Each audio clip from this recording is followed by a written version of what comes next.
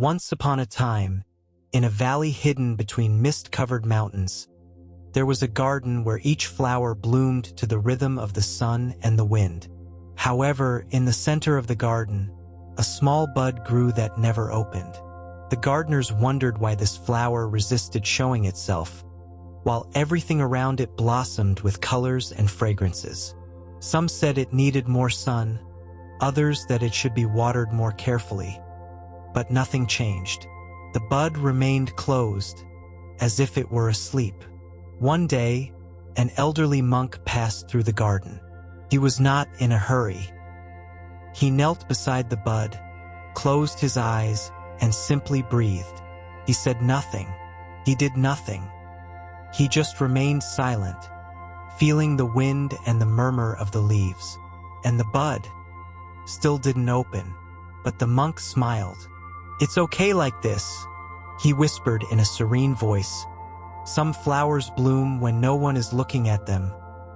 Others, when the heart is ready to see them." The sun began to set behind the hills, painting the sky with soft hues. The entire garden seemed to sigh, and the bud, though still closed, seemed to be at peace. That night, the wind swept through the garden like a gentle melody. It was not a cold or strong wind. It was like a caress, like a whisper that only those who knew how to listen with their soul could hear. The bud remained silent, but something inside it began to stir. It was not hurry, it was not desire. It was a warm sensation, as if the wind were telling it a forgotten secret. While everyone slept, the monk remained seated on the grass. He was not watching. He was not waiting. He simply breathed with the rhythm of the night, with the slowness of one who has understood that everything happens when it is meant to happen. "Patience," he murmured to himself, "is trust dressed in calm." The stars lit up one by one in the sky, like fireflies of the universe, and the entire garden fell into a deep sleep. Only the wind kept walking between the leaves, telling stories no one wrote, but that all the creatures of the forest could feel. And the bud, though still closed, began to dream of the light. In his dream, the bud saw himself floating in a serene sky, surrounded by clouds as soft as cotton. There was no time, no seasons, no need to bloom. He was simply there, resting in immense tranquility. From above, he watched the garden, the mountains, the river winding between the trees. Everything seemed perfect, not because it was eternal, but because everything flowed effortlessly, as if life always knew where to go. The bud heard a voice.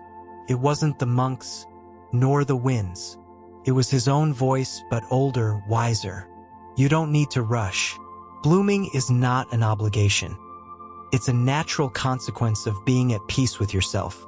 And in that moment, the bud understood something profound, something that needed no words.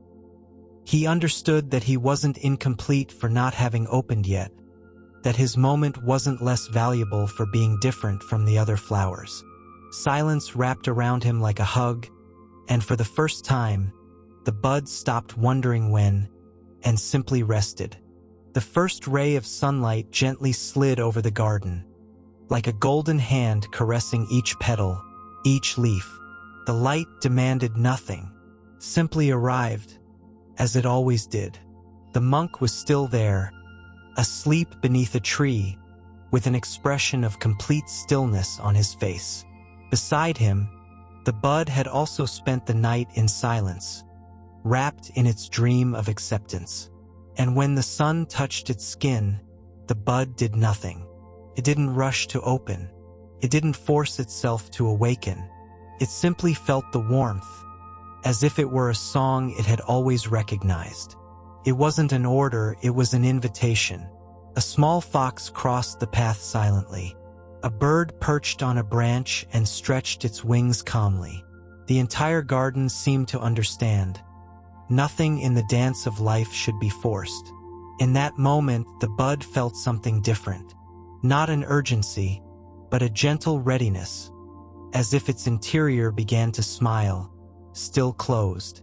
And the monk, without opening his eyes, smiled too. "Everything blooms," he whispered in his sleep, "when it stops fearing its own light." The day passed without a sound. There were no great events, no important words, just the murmur of the stream, the song of the cicadas, and the sigh of the branches swaying in the air. The bud, still closed, was part of that silent concert. No one pressured it. No one asked it to be different. And yet, something inside it began to change, as if a very ancient melody were awakening at its core. It was life, dancing without being seen. The monk, now awake, watched the garden without expectations. He saw how the ants crossed their paths, how the moss grew between the stones, how everything happened effortlessly. "Nature is in no hurry," he said quietly, as if speaking to himself. "And yet, everything is fulfilled." The bud, listening without hearing, feeling without thinking, filled itself with a sweet stillness. It didn't need to open to be complete. It didn't need to change to belong. It was in the exact rhythm of its own being. And in that acceptance, it bloomed in silence. The evening arrived, and with it, a golden light that enveloped the garden like a warm cloak. The colors of the sky blended into shades of peach, lavender, and honey. Everything seemed to stop, but not because of a lack of movement, rather because of the depth of the moment. The bud, as silent as ever, seemed to breathe with the world. And then, without warning, without noise, without drama, one of its petals gently loosened, as if it had simply forgotten it was closed, as if it no longer needed protection. It wasn't a brilliant or spectacular flower. It was just a small gesture, barely visible, but full of truth. The monk noticed but said nothing. He only lowered his head in respect and murmured, "Thank you," because he understood that in that simple act, without witnesses, without applause, the bud had honored its own time. It hadn't bloomed out of obligation. It had bloomed because it was ready, and that, the monk thought, was the purest miracle of all. The wind passed once more, and the flower, now partially open, allowed itself to be caressed. The night returned to the garden like a familiar song.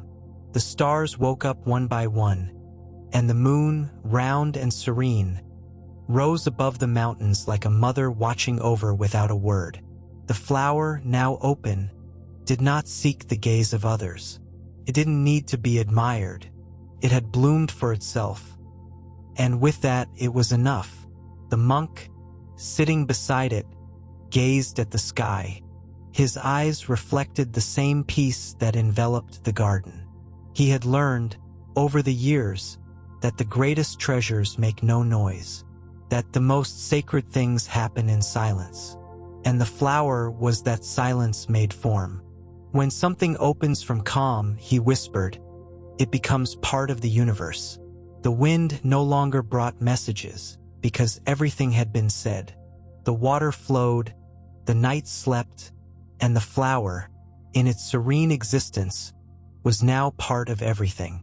It was not special, and because of that, the entire garden slept. There were no questions, no searches, no desires to fulfill. Just the soft murmur of the earth breathing with the sky.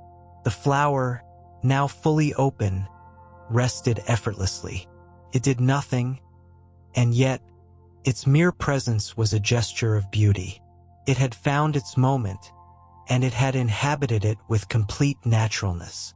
The monk reclined beneath the same tree, next to the place where he had waited without waiting. He closed his eyes with a slight smile. His heart beat in time with the world. There is nothing to force, he thought as he drifted into a deep sleep. Everything happens when one stops resisting. And so, under the moon, in the midst of perfect silence, the flower and the monk slept. No goals, no fear, just being, like the wind, like the river, like you, who now breathes calmly and prepares to rest. Good night.